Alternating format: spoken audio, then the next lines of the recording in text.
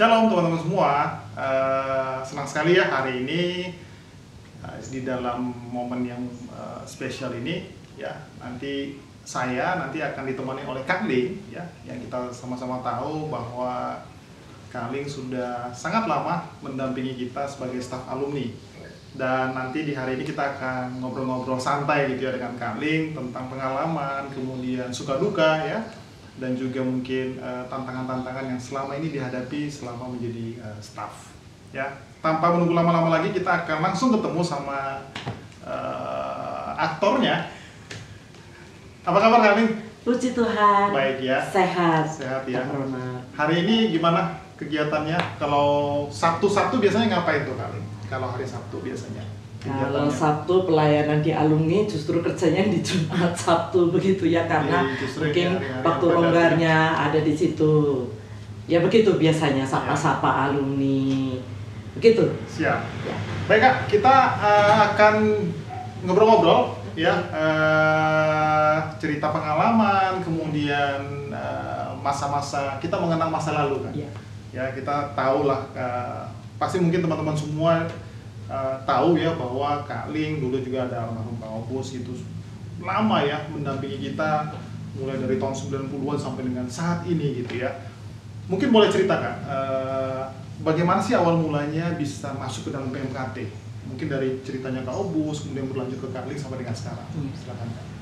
Hai, kalau bercerita dari awal bahwa kami berangkat pelayanan dan juga dibentuk melalui pelayanan di siswa begitu, dan juga itulah yang membuat panggilan pelayanan kaum muda itu terus digeluti oleh kakak sampai sekarang begitu. Dan juga pada waktu awal-awal ketika memulai pelayanan dan mengumuli pelayanan, termasuk juga ketika bersama-sama mengumuli ketika masa pacaran, itu menjadi sesuatu yang penting dan berharga ya, karena di awal ketika Kak Obus itu mengumuli pelayanan jadi hamba Tuhan sekolah teologi, dan kemudian mengumuli pelayanan, dan saya juga harus bersama-sama ya, karena akan menjadi pendamping dan mempersiapkan diri di dalam bersama-sama dalam keluarga. Artinya nanti mau tujuan keluarga kemana, nah itu menjadi satu hal yang sangat penting dan berharga. Sehingga memulai pelayanan ketika beliau sudah selesai studi dan juga ditawari pelayanan banyak, tetapi hatinya tetap di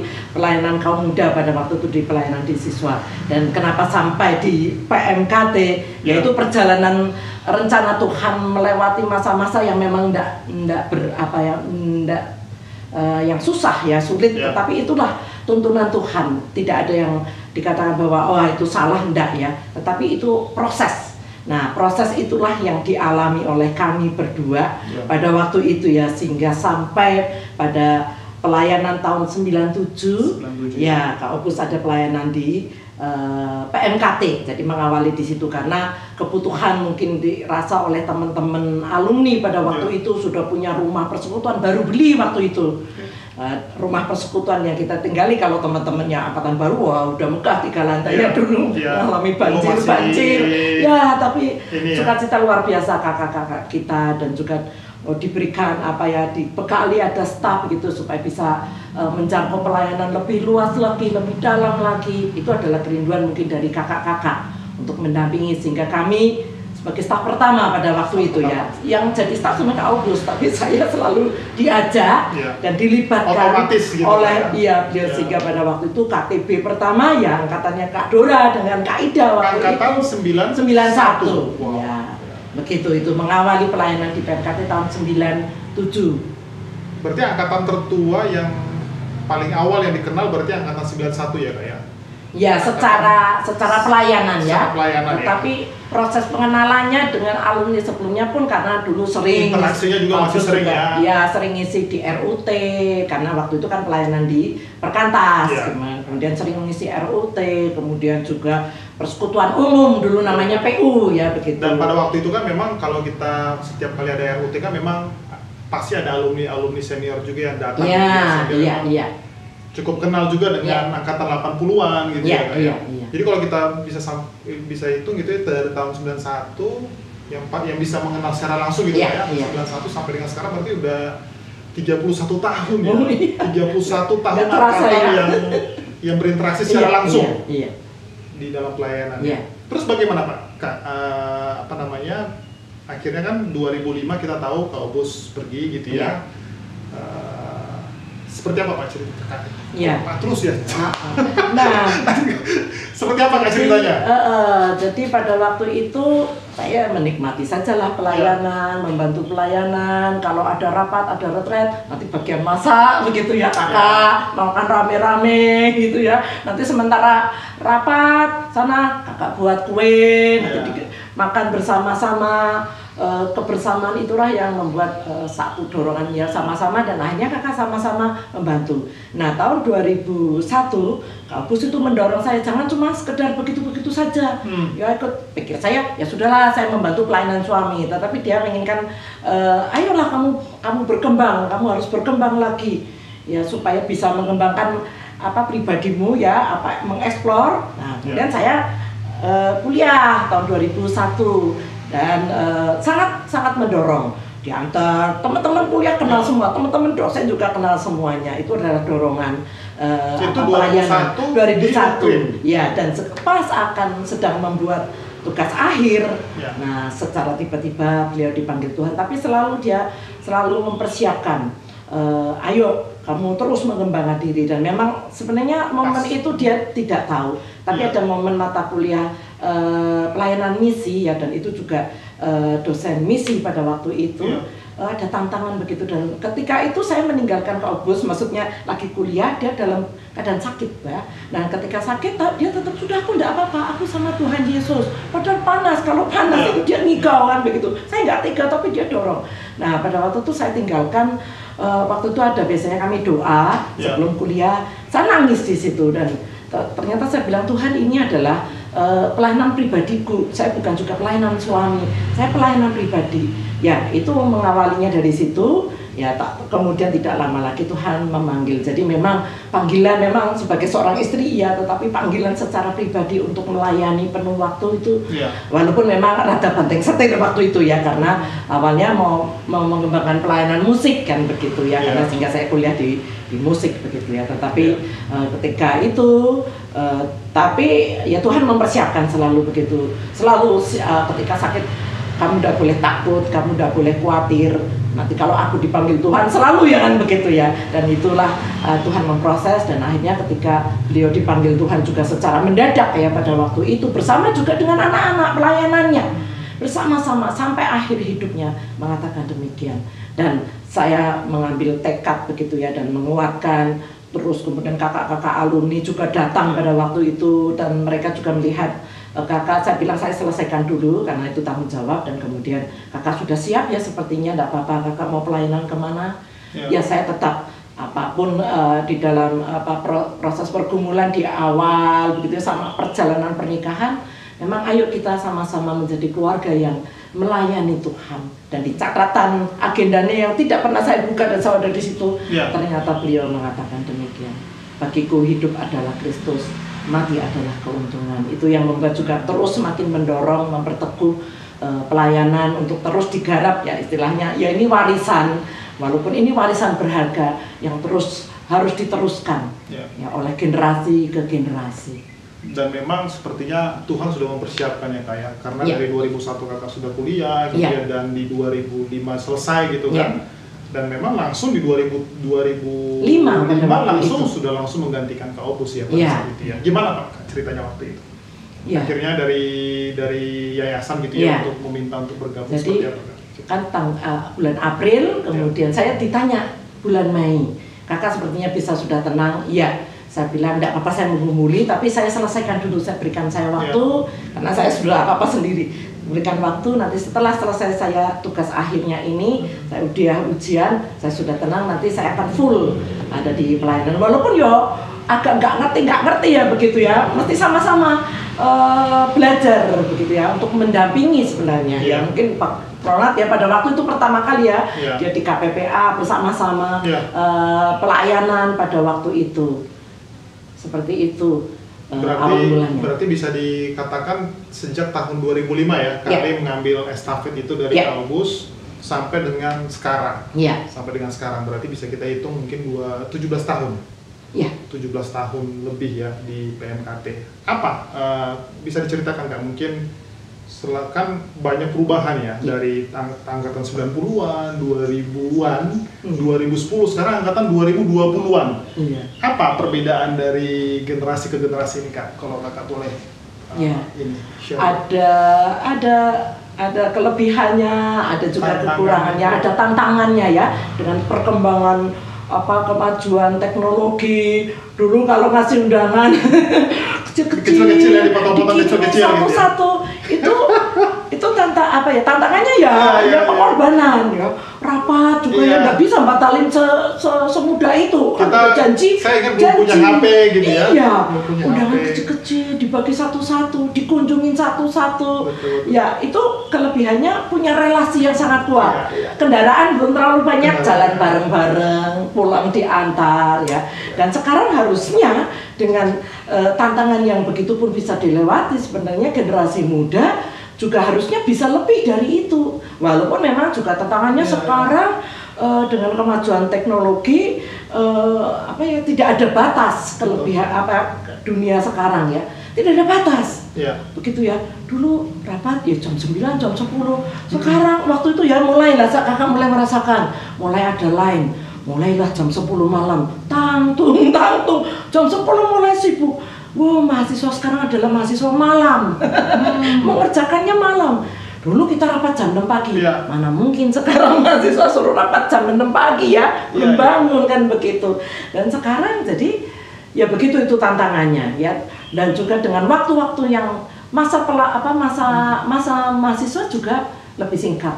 Jadi tantangannya juga ya dengan waktu yang singkat itu tuh ya masih ada kok sebenarnya celah-celah yang bisa dikerjakan dengan waktu yang singkat itu. Memang itu perbedaannya. Dulu waktu kuliah zamannya awal 6 tahun itu, lama-lama 5 tahun, sekarang 4 tahun. Jadi bisa dibayangkan lah tantangannya generasi sekarang. Walaupun memang sekarang segala sesuatu sekarang bisa. Dulu rapat timrek begitu ya, waduh jam 6. Sekarang timrek juga bisa ditanyanya, wah ada di luar kota. Ya sudahlah, pakai Zoom lah, pakai inilah begitu ya. Jadi itu juga satu keuntungan begitu. Dulu kan break dulu, nggak ada waktu. Tapi sekarang bisa. Di manapun tempat kita bisa buat persekutuan. Kalau anggota quorumnya nggak terpenuhi, batal. Sekarang juga nggak bisa karena kegiatannya banyak sekali. Jadi ya memang ada waktu-waktu untuk lebih luas begitu. Tapi memang tantangannya sekarang untuk dunia alumni juga ya begitu. Ya sekarang dengan waktu-waktu yang singkat mendapatkan apa begitu ya, terus cuma dibagikannya, dan juga mereka tantangannya jauh lebih berat daripada yang dulu kan begitu. Itu tantangan ya dengan sekarang dengan teknologi yang makin maju. Nah itu juga bisa jadi baik, tapi juga itu juga bisa jadi kelemahannya. Betul. Karena segala sesuatu sudah ada di sini, ada di mana-mana, multitasking berkurang ya. Tapi juga jadi fokusnya jadi agak berkurang mungkin karena saya generasi boomers itu, baby boomers ya.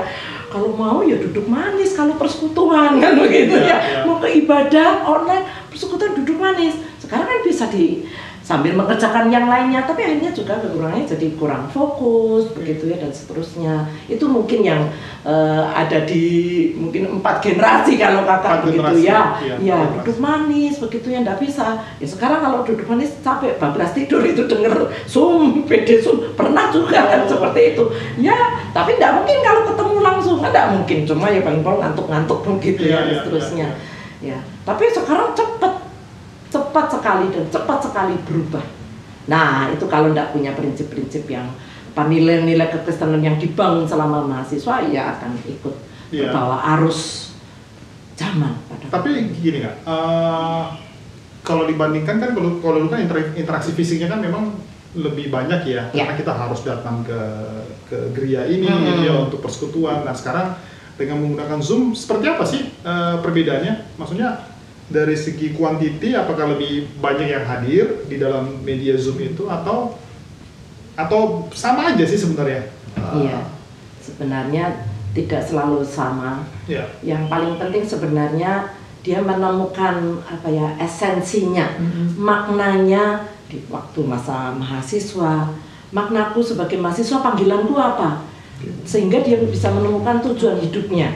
Ya. Nah, sampai masuk di dalam dunia alumni juga itu juga pasti sudah punya nilai-nilai ya, karena kita membekali. Nah, ketika masuk dunia alumni, mereka harus punya nilai-nilai atau integritas hidupnya itu yang memang harus dipegang teguh. Nah, kalau punya nilai, dia akan bisa menentukan dan memilih mana yang bagus, mana yang itu penting gitu ya, dan berharga. Kalau itu penting dan itu menjadi kebutuhannya dia, pasti dia akan memberikan waktunya, pikirannya, tenaganya, semuanya gitu. Tetapi kalau sudah istilahnya tercemar dengan begitu banyak pilihan-pilihan, akhirnya dia tidak bisa menemukan, ya akhirnya tergerus oleh tawaran-tawaran dunia yang begitu banyak.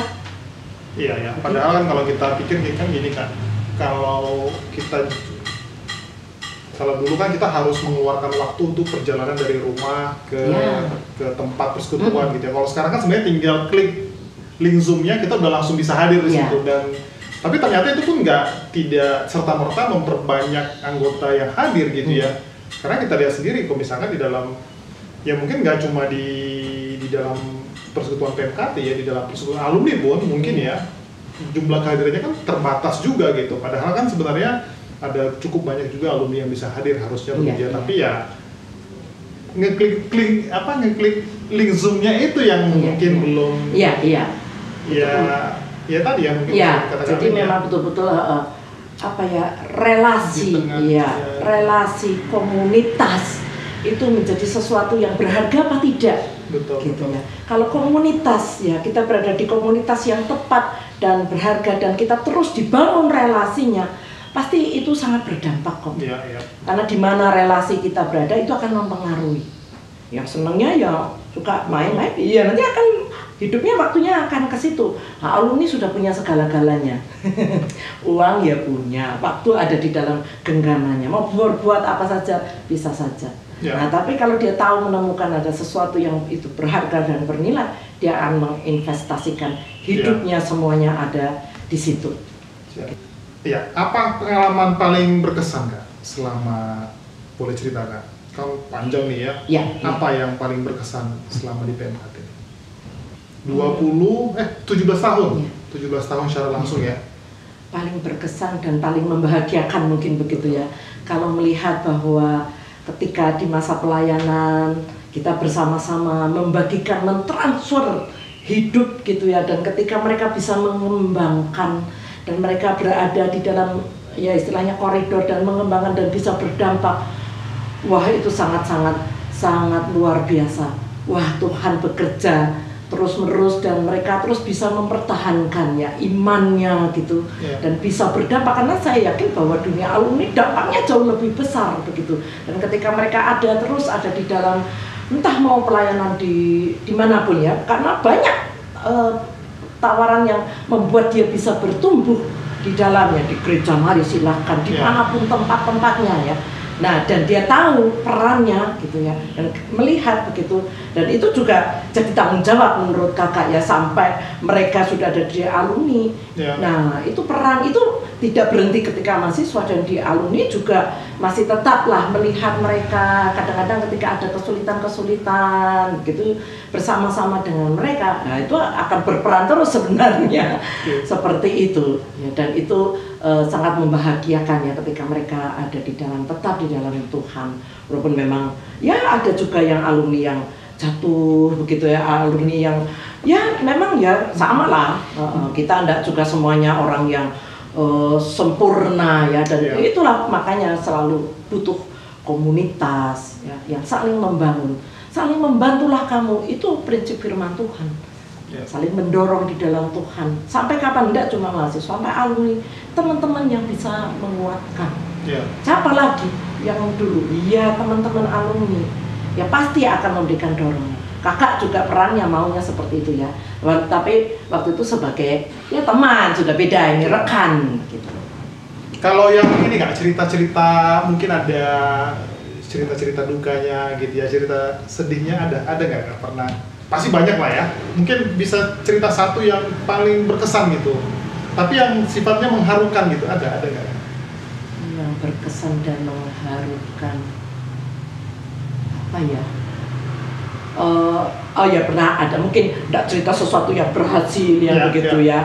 Jadi kadang-kadang karena ini kan ganti orang terus ya. Ini ceritanya ketika waktu mahasiswa ya gitu ya, mendampingi begitu ya, mereka konsultasi dan seterusnya. Nah mungkin juga kita sendiri yang kurang menyampaikan gitu ya, transfernya begitu, sehingga memandang wah sudahlah nanti segala sesuatu kan dicukupi sama alumni dan seterusnya, udah salah gitu loh. Padahal prinsipnya segala sesuatu harus dikerjakan dengan sungguh-sungguh. Ayo selama mahasiswa ya kita sama-sama cari dana ya bersama-sama.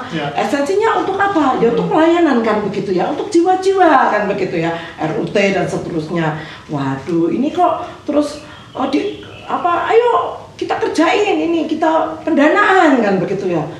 Waduh ini kok kayaknya nggak nyampe begitu ya. Itu pengalaman yang cukup agak membuat waduh apa salah gitu ya menyampaikannya ya, mendorong lagi dan seterusnya. Itu mungkin pengalaman yang waduh ini mungkin salah persepsi kali ya begitu ya. Itu ya pengalaman ya, namanya juga suka duka proses di dalam mentransfer seperti itu kepada yang mahasiswa pada waktu itu. Ada juga ya kadang-kadang sudah hilang, mungkin lama tidak jumpa begitu ya, walaupun ya jumpa lewat HP begitu ya, tetapi mungkin lama begitu ya dan tidak terlalu tahu kondisinya. Kadang-kadang juga agak kesulitan, halo apa kabar di WA ya dan seterusnya, tidak disapa. Itu juga kadang-kadang waduh mungkin kali ada apa-apa, itu juga itu jadi apa ya rasanya ya itu juga waduh dulu kita bersama-sama ya, mungkin ada apa-apa ya, kenapa ya gitu ya, kenapa jadi jauh begitu ya. Itu mungkin pengalaman-pengalaman yang ya tantangannya begitu ya, enggak semudah itu memang. Berarti harus melihat, kadang-kadang enggak boleh menjudge lah dia, mungkin juga sedang dengan tuntutan pekerjaannya, kita juga nggak perlu tahu, nggak tahu dengan keadaannya dia. Itu tapi tantangan. Memang kadang-kadang kita merasa itu ya kayak kalau misalkan ada dulu teman kita dekat gitu ya, tiba-tiba misalkan kita kontak nggak bisa gitu ya, terus kita WA dibaca tapi nggak dibalas, rasanya memang agak ini ya. Terus Kak, kalau setelah menjalani selama ini, menurut kalian apa ya yang masih harus diperbaiki lah dari pelayanan kita di PMKT? Apa yang masih menurut kalian ini masih kurang deh, di sini masih ada yang harus kita benahi, apa itu? Iya. Jadi pelayanan alumni kan tidak terlepas juga dari pelayanan mahasiswa ya, karena itu juga berkelanjutan. Nah tantangan terbesar di situ, kalau menurut kakak itu adalah memang masa-masa peralihan dari mahasiswa menjadi alumni. Pra-alumni ya sebenarnya sudah digarap gitu ya. Dan memang itu tantangan masuk dunia pra-alumni itu luar biasa menurut kakak. Masuk di alumni muda. Karena mereka juga sedang mencari kerja begitu ya. Waduh, juga mungkin punya impian-impian itu ya, dan mungkin akan mungkin dikerjakan. Nah, terus juga mungkin akhirnya juga jadi ada waktu-waktu kosong di sini ini. Nah ini yang perlu dipegang erat begitu. Dan nah itu tongkat estafet dari generasi ke generasi menurut kakak itu penting sekali. Nah, kemudian dari situ tantangannya lagi alumni yang sudah berkeluarga.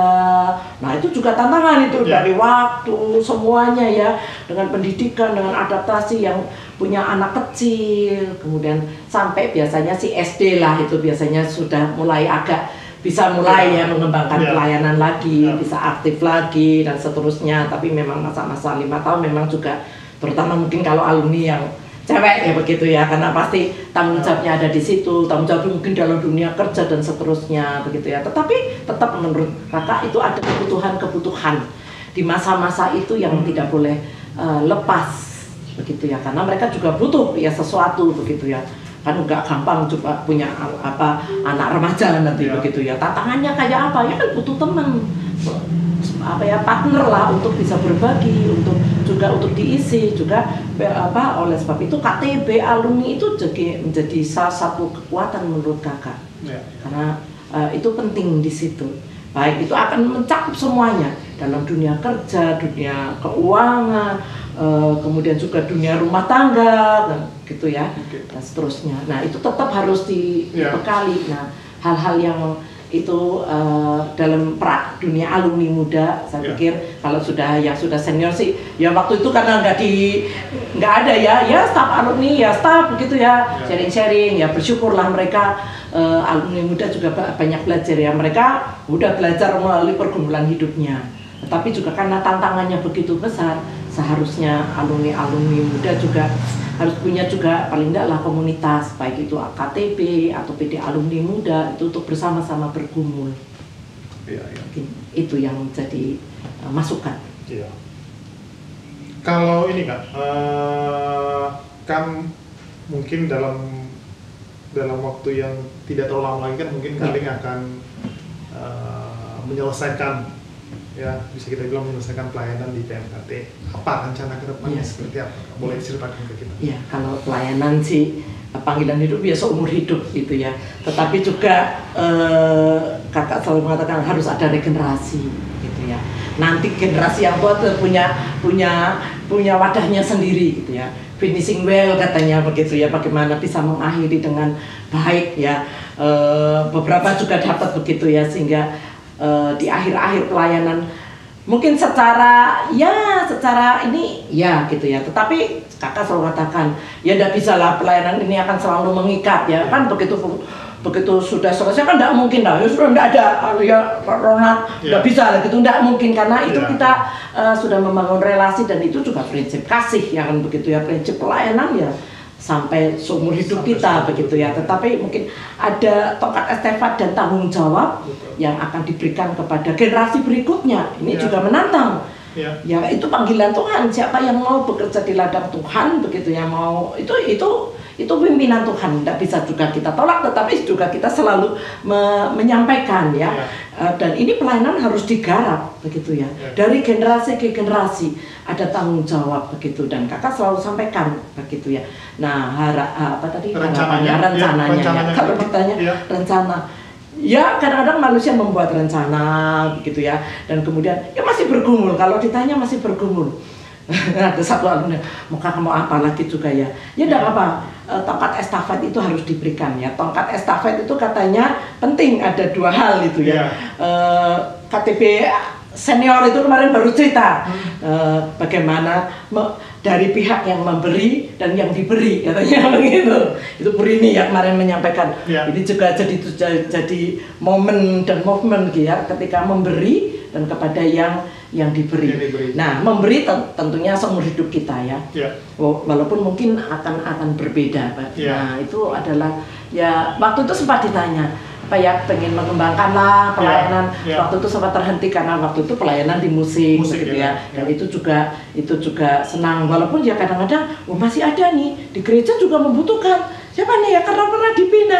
Ya masih tantangannya di situ. Tantangan lagi gitu. Ayo mau ada buat KTP. Memang tidak semudah itu. Ya masih lah itu bisa dikerjakan, kan itu tidak terbatas oleh waktu dan tempat begitu ya. Kalau bisa begitu mau pelayanan di situ bisa.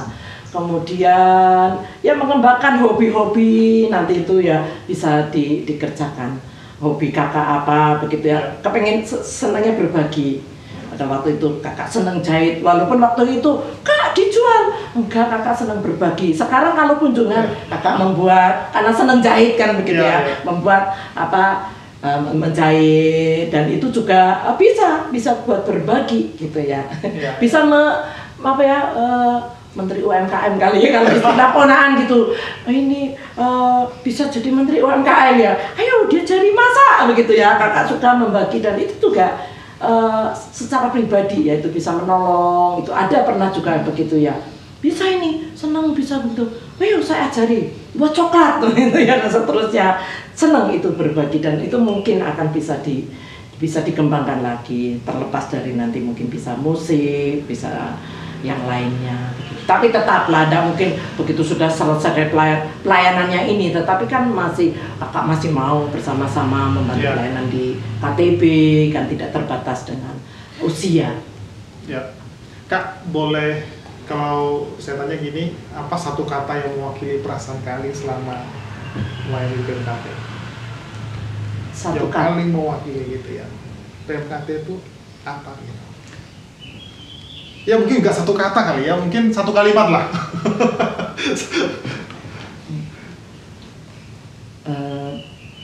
Satu statement begitu Ya. ya, bahwa Tuhan sangat luar biasa memakai PMKT dan alumni untuk bisa menjadi garam dan terang dimanapun mereka berada. Dan ya, saya setuju sih Kak. Ya.